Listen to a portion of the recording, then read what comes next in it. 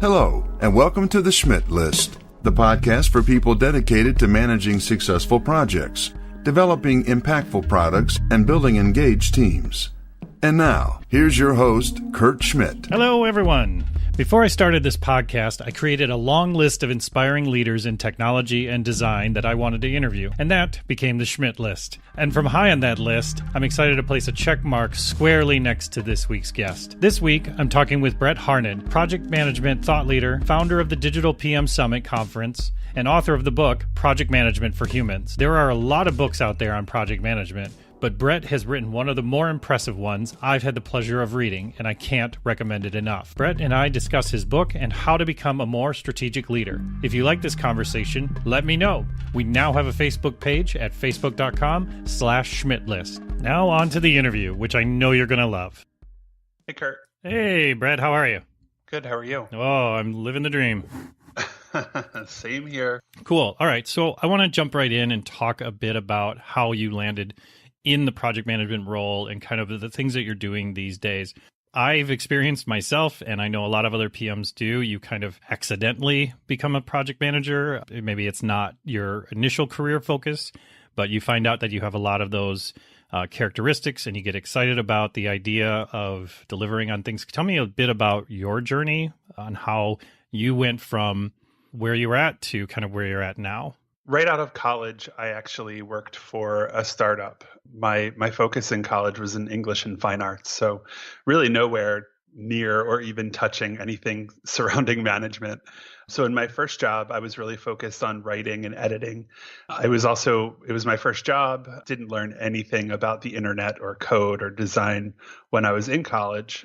But in my first job, I ended up doing a lot of things that did relate to code and building out web pages and a website and building Flash movies, believe it or not, directing video shoots. And it felt like even back then, looking on it, the sort of connective tissue there was that I was kind of managing all of the projects that I was working on because there was no PM. I mean, PM really wasn't, or especially digital PM wasn't a role that even existed back then. And Right. That was in 98. So I did that for a while. It was a startup. So of course, everything went south. I was the 12th person hired. Then it went up to 80 people. The company sold, and then I got laid off. And then I found myself in higher ed for a few years, doing more marketing and website kind of work, but also working on print design and print pieces as well. And again, I was the PM. I was the one who was managing the work, making sure that things were on budget, creating timelines, sticking to them, all of that great stuff. I then got recruited to an agency. I was working in a department in higher ed and was working with an agency to create some capital campaign branding, website, print pieces, that kind of stuff. And I was on the field at Lincoln Financial Field in Philly with the owner/photographer from the agency. And he said, "How would you feel about working with us?" And I was like, "I would love it." Right away. Sign me up. I'm there. Sign me up. So within a couple of weeks, I was in a new job as an account director. And again, it was another position where project management was a part of what I did. It wasn't something that was necessarily defined. So it's kind of where I get my kind of like client facing background and why I like that to be a part of the project management role. From there, I moved on to Razorfish, which brought me back into a more focused digital space and in a big agency where there is definition between an account manager and a project manager. And it's funny because they recruited me for a project manager role, and I had to have them explain to me a few times what that actually meant because I wasn't really familiar with it. So I took that job, and it was intimidating for the first few months. I was questioning whether or not I wanted to be there because it was really heavily focused internally. There was really not any access to clients. Sure. It was publicly held. So there was a lot of reporting and finances that I had to do. So I learned a ton. It was overwhelming, but I liked it, and eventually ended up working with an account director who essentially believed in project management, and we got along really well. And she understood how having me in meetings with clients and talking to clients would benefit her and the projects and the rest of the team. So I kind of was able to transform my role a little bit there. Then I moved on to Happy Cog, which is also in Philadelphia. I was there for 5.5 years, started as a senior PM, and then I ended up growing and building a team and being the vice president for project management. I decided when I was there, to continue my work in project management because I felt like I finally found my niche, and I started speaking and writing about project management because that was something that the company encouraged. And I feel like that was the greatest benefit of that job. The work was great. The people were amazing. Everything about it was good. But the fact that they pushed me to do more and be more really, looking back, means a lot to me. Mm-hmm. So while I was there, as you know, I started a conference called the Digital PM Summit. That was then a part of Happy Cog, has since sort of transformed into a part of another business called the Bureau of Digital. So after I left Happy Cog, after 5.5 years, I decided, what am I going to do that is exciting to me and different enough that is going to be a challenge every day? So I decided to go out on my own and start my own consulting business. So I do my consulting business, but then also work with the Bureau of Digital to organize events. And I curate the Digital PM Summit, do all of the sort of speaker contact and programming and all of that fun stuff. And it's a really great thing for me to be a part of. I really love it. 5 years out, it's been an amazing experience. And I hope I get to continue to work on it for a long time. But my current work now, I work in a couple of ways. So really, I'm focusing on consulting. And what that means is I'm working with teams in agencies, in large companies, in nonprofits, in product companies, you kind of name it at this point.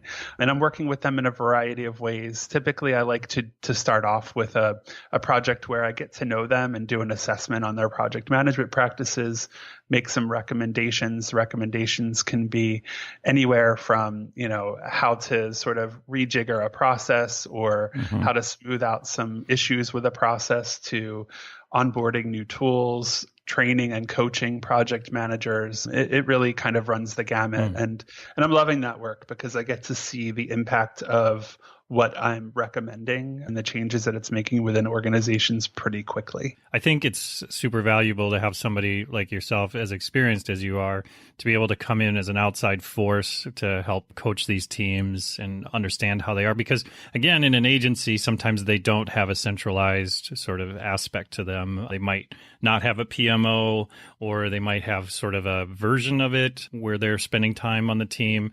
But in a lot of cases, the project management role is looked at as a necessary evil in certain cases. I want to run a hypothesis by you, Brett, because something I've thought about for quite a while, and it comes from where I see the journey of a typical digital project manager, where you might find yourself in that role and then officially take a job in that role. And then you dive deep into the frameworks, the numbers, the data, the spreadsheets, and all those things. And I feel like what happens with people sometimes is that pendulum swings so far into the delivery side that they swing away from the customer service aspect that is, I believe, is so central to the project management role. And maybe this is part of the whole thing that's been going around for the last few years, this imposter syndrome thing, right? Where I have to know all these different frameworks. I have to be certified. I have to do all these different things. And then they'll see me as legitimate. When in my experience, it's really more about how you're coaching a team, how you're managing a team, and how you're supporting a team. So from your experience, where have you seen the most value for a project manager to spend their time in being the best that they can be at their job so they can enjoy it even more? Yeah, I think you nailed it. I think it's all about the people. We talk about the accidental project manager. And to be honest with you, like I had some thoughts about this last year where I was kind of exploring like my background and basically the path that I just explained to you and what really makes me a good PM, and anyone in my position could say, oh, I'm an accidental PM. I don't know what I'm doing. But the truth is, aside from what, PMI is doing and Scrum Alliance and any organization that's offering education and certification is filling the gaps that are not available to people I guess of our age at this point, who didn't have any formal training in Mm-hmm. project management. I think now there is more formal training, and I've even met a handful of college students who are in college and studying project management with a focus to, become a PM right out of school, which is cool. That wasn't an option for me. I don't even know if I would have selected that as an option back then. But I think what makes me a good PM is that, I'm not an accidental PM because I'm good at the things that I didn't have to necessarily learn. I have the soft skills that will carry me into a team, make me comfortable with the team, make me comfortable asking questions, feeling vulnerable and asking questions that might sound dumb, because I'm not a technology guy. Like that is not my background. My background, if anything, is an editorial. So anything around like content and design is kind of where I feel most comfortable. But at the same time, I'm not nervous to approach someone who might be a little bit more intimidating and ask them questions to make sure that they understand that I'm trying to learn from them and that I'm trying to build trust with them by actually engaging them and talking to them and getting to know them. And I think that's what a lot of people miss. I think that's part of why project management can get a bad reputation, is because people look at PMs as box checkers, like they're, like you said before, they're like wrangling a Gantt chart. Right. That's not helpful for anyone. Any monkey can learn how to create a Gantt chart. You have to be more strategic about the way that you're thinking when you're creating that Gantt chart. You need to engage a team. You need to be collaborative, and you need to not speak on their behalf when you shouldn't be. And to me, that's most valuable when it comes to project management. It's about those soft skills and being comfortable in your own skin in some cases. Yeah, no, I totally agree, because I've talked to a lot of project managers. I do a lot of mentoring, as you do, and newer project managers are always asking about certification and continuing education. And I always tell people, you absolutely should do that. If it's a direction you feel would get you the skill set you need to be good at your job, you should absolutely pursue that. But I do also say that PMs that I talk to that are experienced in 4, 5, 6, 10 years, I haven't heard one say that this book or this certification helped me. A lot of times it's a project that blew up in their face and they had to wrestle it back into the box, or a job where it wasn't so great and then they finally got a job that was good and they were able to see the difference. I think that experience of actually managing projects and working with teams has been the most valuable. So for myself, and I hear you saying similar things, which is the more you can be focused on the team management versus the ticket management, I think you're going to find more success. Yeah, I agree. I think, it's about building relationships and building trust. That comes first. Second is the tactics and the tools and the things that must be done, which I often refer to as the administrative side of the job. And Right. anything I said is not meant to demean any kind of training or certification, because I agree with you. That stuff is valuable. There are things that you do need to learn. It's just that I think the soft skills side is a little bit more difficult to manage. I never understood why they call them soft skills when they're the hardest skills to learn. It's true. So I want to talk a little bit specifically about some of the things you wrote in your book, Project Management for Humans. Some of the things you talk about, the characteristics of project managers or good project managers. Some of these I really love. One you talk about, we're chaos junkies.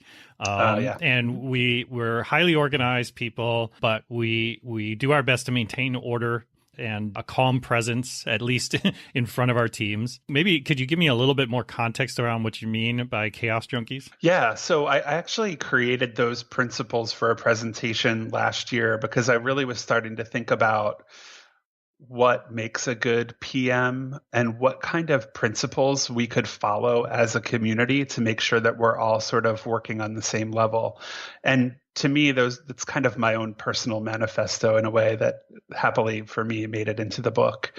In terms of chaos junkies, I mean, I look at the project management job as pretty chaotic. I mean, particularly in an agency setting. I mean, you know this, like you're working in an agency, you're working with clients who have shifting goals, tight timelines, moving timelines, voices from the shadows. Like there's always some kind of like crazy chaotic moment that can come up at any moment. And I think a good PM is going to be really calm in the face of chaos. And if not calm, like excited to solve a challenge or a problem. And so that for me, being a chaos junkie means that I'm unfazed by problems because I know that I can fix them. And if